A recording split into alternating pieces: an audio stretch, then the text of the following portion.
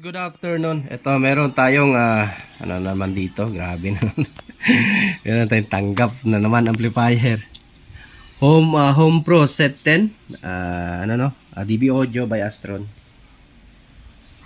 So with Bluetooth na to, digital display. Ang problem nito, walang power at nasunog yung kanyang transformer. So ayan. At nagkausap kami ni customer na ipapa-upgrade. Sabi ko sa kanya, kasi kaya pala ito nasunog dahil ito yung amplifier na one set na may kasamang speaker. So nagdagdag siya ng subwoofer. So yun, na-short yung ating transformer. At ayun, wala ng power.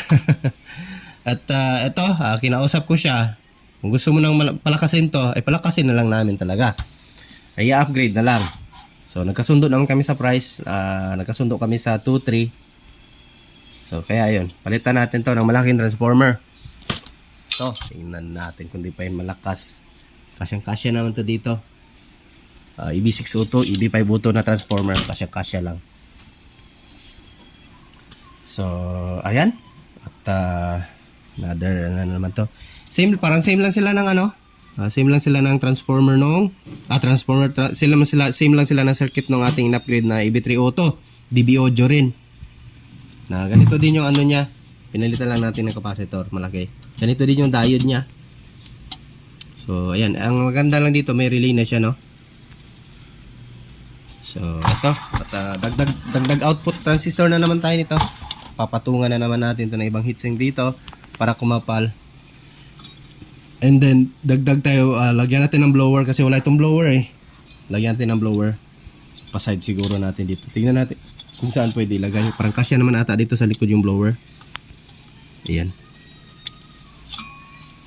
Upgrade dagdag output transistor. So may mga babaguhin lang dito. Konti lang naman. Oops. Tignan nga natin kung anong pwedeng gawin. Parang naka-ready naman na. Okay naman ata siya. Hindi na natin kailangan baguhin. Ito lang na lang palitan natin. Ito, final driver. Hita natin ang C2073 and then A940. So goods na yung circuit niya. Hindi na natin kailangan galawin. Okay na. 220. Or itong 220 niya, palitan lang natin ng 100. So yun lang. Yung sa bias, ginagalan natin kasi yung unang ginalaw natin, ang kinalabasan ganun pa rin, hindi nagbago. So, ayan, continue na lang zero tayo mga lods. So, bago natin ito simulan mga lods, baka hindi ka pa naka-subscribe. Pa-subscribe na po at pakita notification bell ulit lang guys sa all para laging up sana all. Updated. So, continue lang tayo.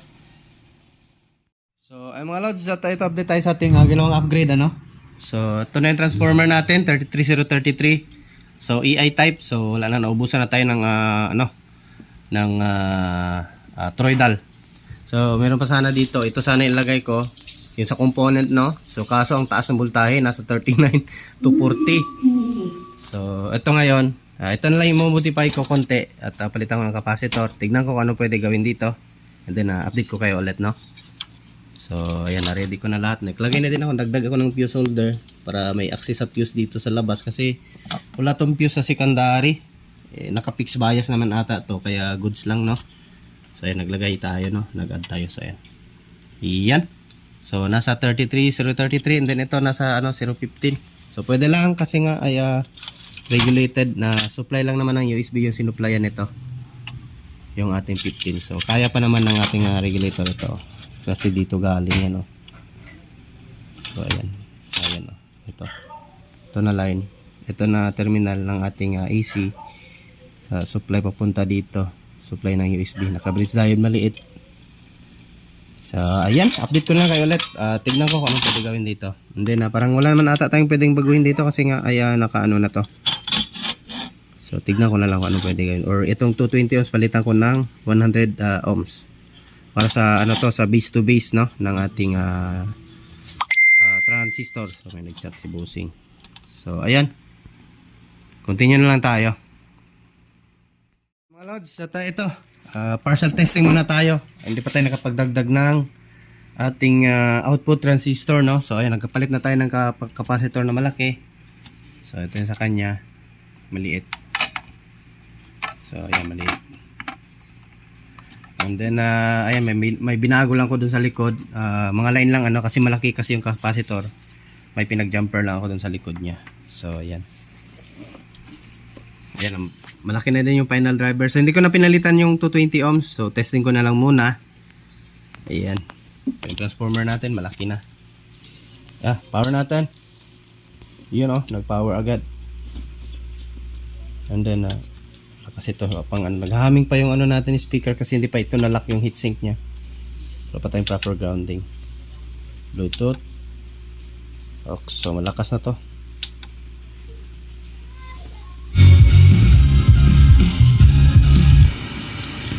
So ayan, continue lang tayo. So dagdag transistor na tayo. So nahirapan ako maghanap ng heatsink na shock dito sa kanya. So ito na lang yung sa natin gamitin, yung sa mga China na speaker.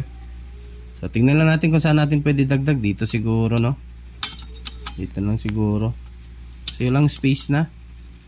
Ayan, ganyan na lang siguro. Diyan lang tayo magdagdag ng output transistor. Then tingnan natin kung saan tayo pwede singit ng blower. So lalagyan natin itong blower, So ayan, continue lang tayo. Ulit, once again. Ayan mga lods. Ito yung wiring natin sa likod. Ito na yung dagdag natin na output transistor. Ayan.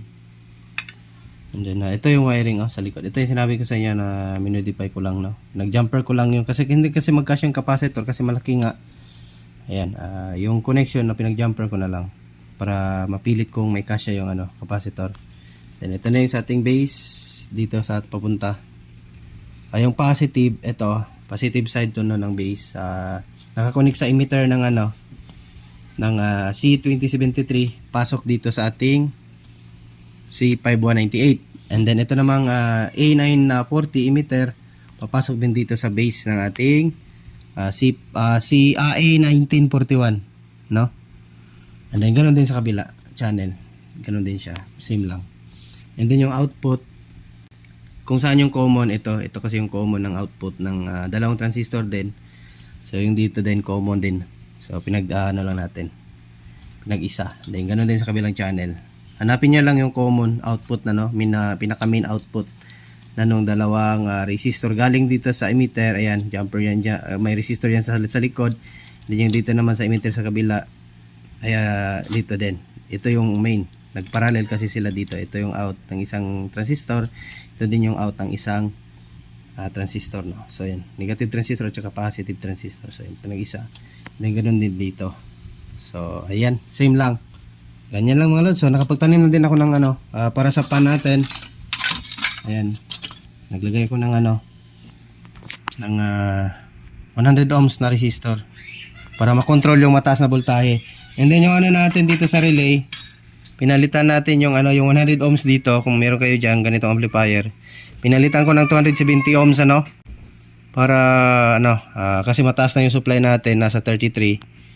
Kasi ang original na supply nito is nasa 27 lang at maliit lang na ampere. Siguro nasa 3 ampere. So yung pinalit natin kasi is nasa 5 to 6 ampere or 5 to 8 ampere. Di natin alam kung ilang ampere talaga yan siya. So ganoon lang, hula-hula na lang. Importante tutunog sa yan 270 ohms para kasi dito yung nakatap sa AC side ng ating supply. Same din sa 502, ganun din. Makikita nyo yung dalawang 100 ohms na ganyan yung papuntang relay, 100 ohms na galing din dito sa pinaka AC side ng ating transformer. So secondary so merong 100 ohms, 100 ohms, bali 200 ohms. So ang ginawa natin dito 33 para hindi masyadong mainit kasi maliit lang tong relay. So ginawa kong 270 ko. Pero kung meron kayo 220 or 200 ohms pwede pa rin siya. Kaso nga lang ay magpitik lang agad So ayan. Eto. Wala na, yun lang. Dikit ko na to, then tignan ko kung saan ko pwede ilagay yung pan natin.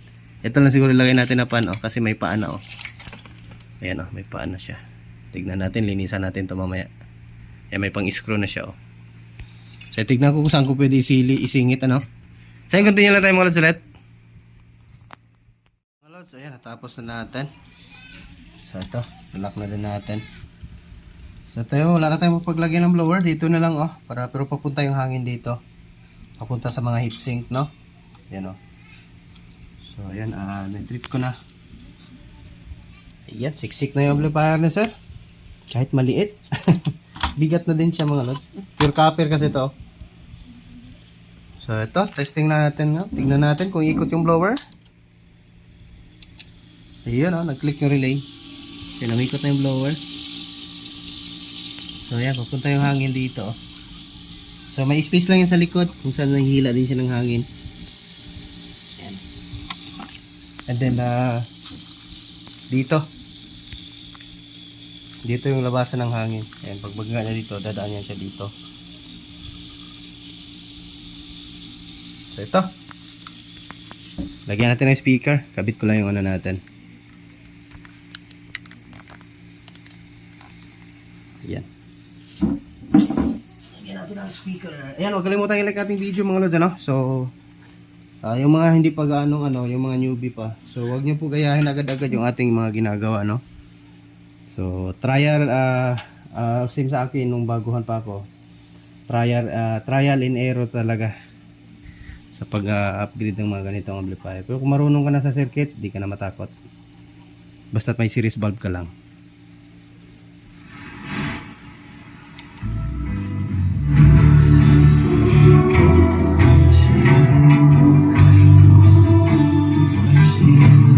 So pakita ko sa inyo yung voltahe ng ating transformer para sabihin nyo maliit lang yung transformer natin ng voltahe, no? So, papakita ko sa inyo yung kanyang rail to rail. Hindi makita ba dito?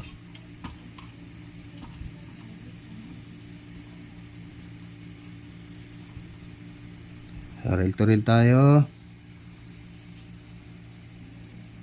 Hindi pala natin matester yun sa DC. Dito pala sa DC side. Sa kabila side ay. Tignan nyo lang mga lods, makita ba? Silipin ko muna. Ito yung rail to rail DC natin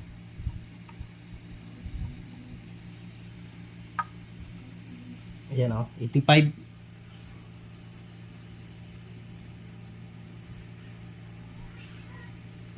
Yan, 85. Tapos yung rail to ground o rail to negative, yan 42. So 42 VEC, BDC. So ayan yung EC natin. Ito. Ang rail to rail natin EC secondary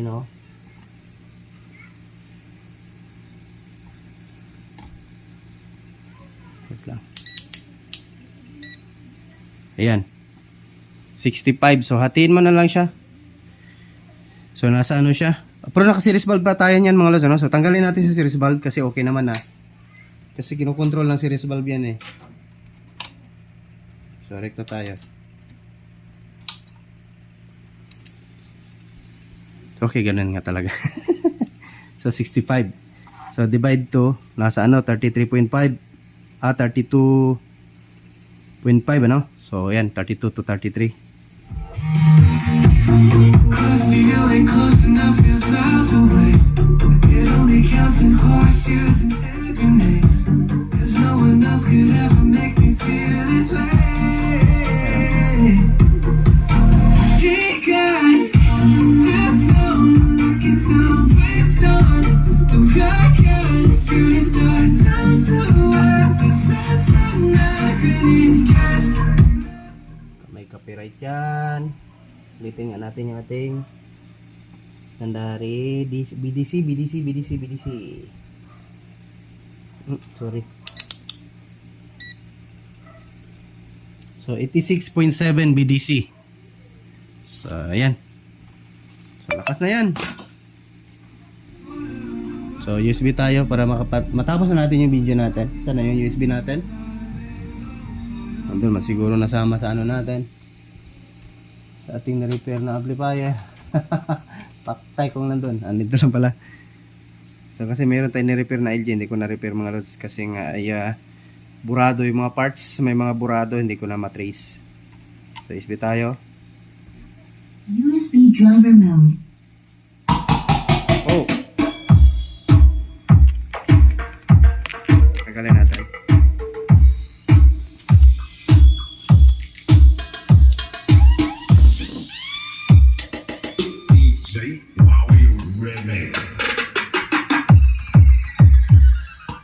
bus mga lods.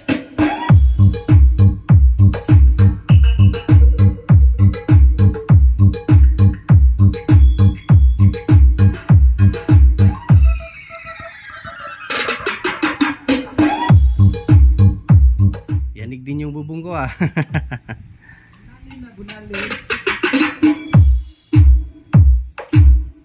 Palit.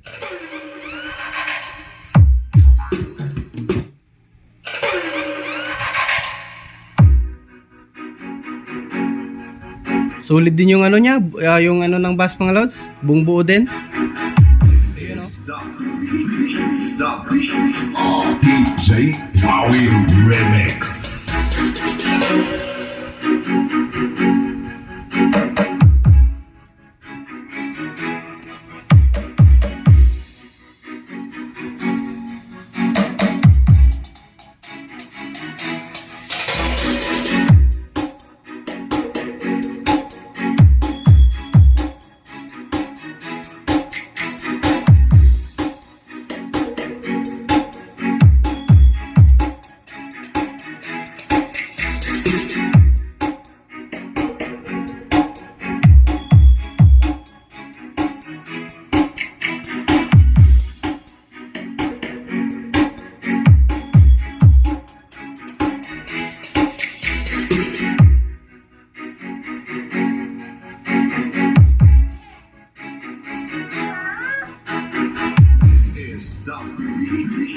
So ayan, at success na naman yung repair natin, repair upgrade mga lods, ano? So ito. So tayo magpapaalam na naman ulit at sa patuloy tayo sa ibang video natin, ano?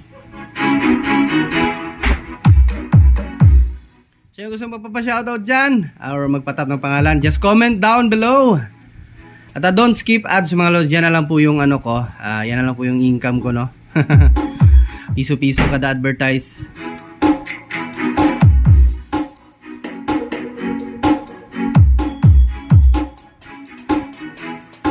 So yun, shoutout sa inyong lahat mga idol. At ito, basahin nyo na lang yung pangalan nyo sa screen natin.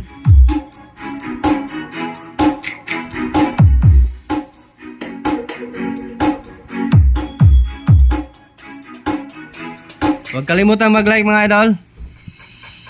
So meron tayong ano, dumating na yung ano ko. Ito yung mga ginagamit ko sa ano, sa pre-assemble ko, naglalagay ko ng watch meter. So kay Rich sa Rigodo.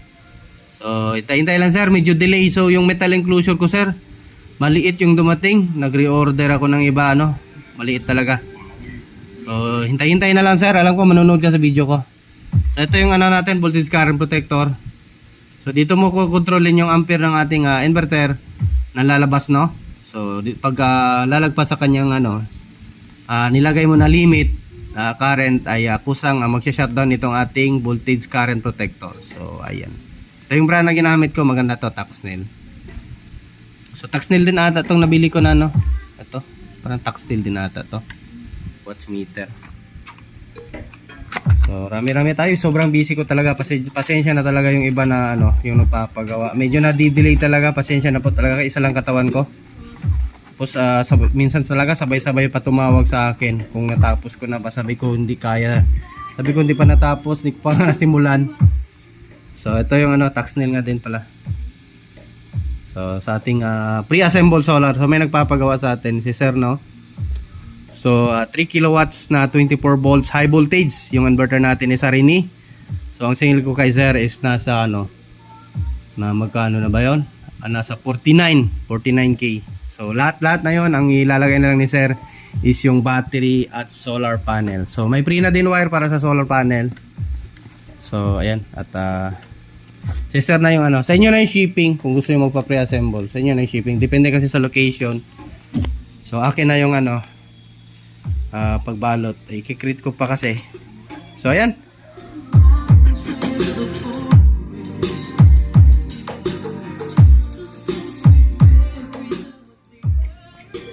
Ganda. Hindi tayo pwede maglagas. Anong oras na ba tayo?